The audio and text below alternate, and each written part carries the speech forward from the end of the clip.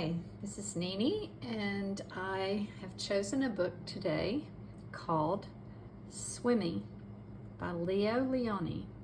I used to read books by Leo Lionni in kindergarten, and he has quite a few of my favorites. And this is about fish who are swimming in the ocean. But I thought of this book today because this past weekend, my grandson, who is 13 years old, was in a triathlon. He first swam in Lake Norman here in North Carolina with a whole lot of other people, different ages, and he was the youngest to do that. And after he swam, he was riding his bike for 18 miles. And then he was running. So he did 3 different athletic activities and he completed those, and his family was so proud of him.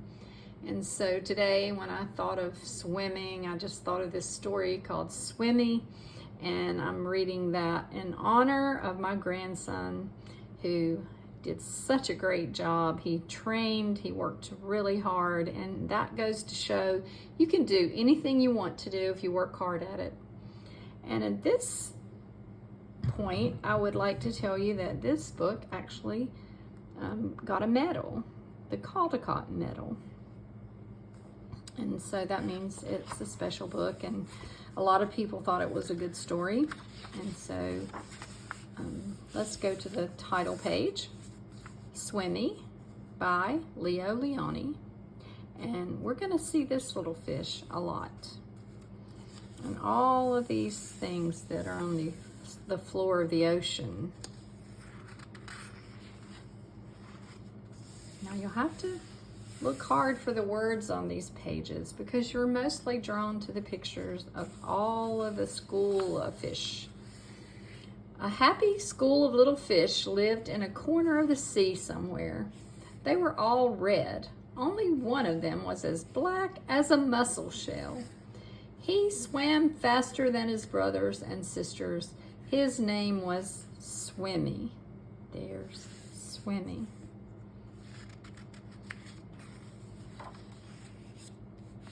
One bad day, a tuna fish, swift, fierce, and very hungry, came darting through the waves.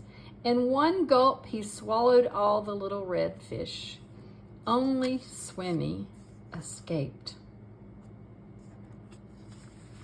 Wow. Swallowed all the fish. He swam away in the deep, wet world. He was scared, lonely, and very sad. Where are all his brothers and sisters? In the belly of that fish. But the sea was full of wonderful creatures, and so he swam from marvel to marvel. Swimmy was happy again. He saw a Medusa made of rainbow jelly. Now, we usually call those in my area jellyfish. They call it a Medusa here. So beautiful and so many colors. You can be stung by a jellyfish, so it's good to know about these when you go to the beach, the coast. He saw a lobster who walked about like a water moving machine. Maybe you've had some lobster for dinner somewhere. It's good seafood. He saw a strange fish pulled by an invisible thread. It does really look like someone's just pulling them along. They're headed in the same direction. He saw a forest of seaweeds growing from sugar candy rocks. Wow, look at the different kinds of designs on those rocks.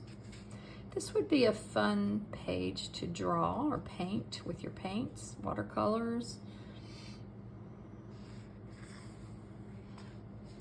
An eel whose tail was almost too far away to remember. Look how long it is and Fortunately, if this one likes to swallow fish, its mouth is over here and Swimmy's over here. And sea anemones, who looked like pink palm trees swaying in the wind. If you've ever seen a video of Nemo, you've seen those underwater plants called anemones.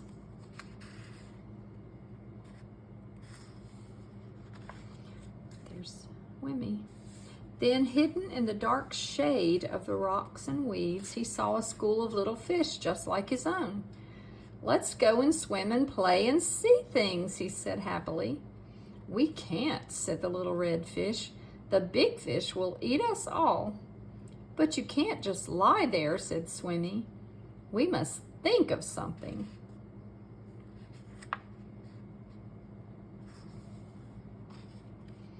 Swimmy thought and thought and thought. Then suddenly he said, "I have it! We're going to swim all together like the biggest fish in the sea."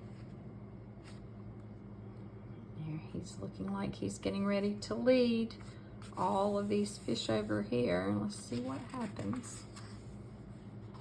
He taught them to swim close together, each in his own place. They are starting to look like a fish. What's he gonna do? And when they had learned to swim like one giant fish, he said, "I'll be the eye." And so they swam in the cool morning water and in the midday sun and chased the big fish away.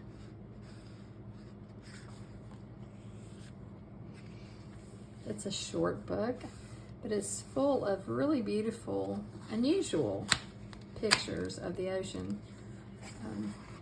What I think about when I look at this is finger paints. If you have finger paints at your house and you do the finger paint on some paper and then you fold it shut like this and open it back up, you'll see something that looks like this. So if you have some finger paint, maybe you could do a picture like this and close it, open it up, and then draw Swimmy.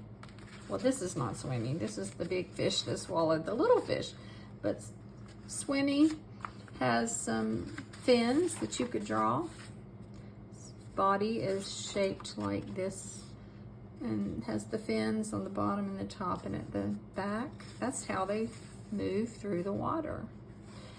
And just like my grandson moved through the water, he's a great swimmer and he knows how to stay on the top of the water and move faster than I can when I'm in the water trying to swim.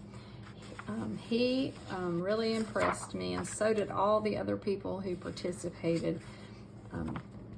Thank you for listening to the story, and if you're a swimmer, maybe you could think about trying out a triathlon. Anybody can do it if they work hard. See you next time.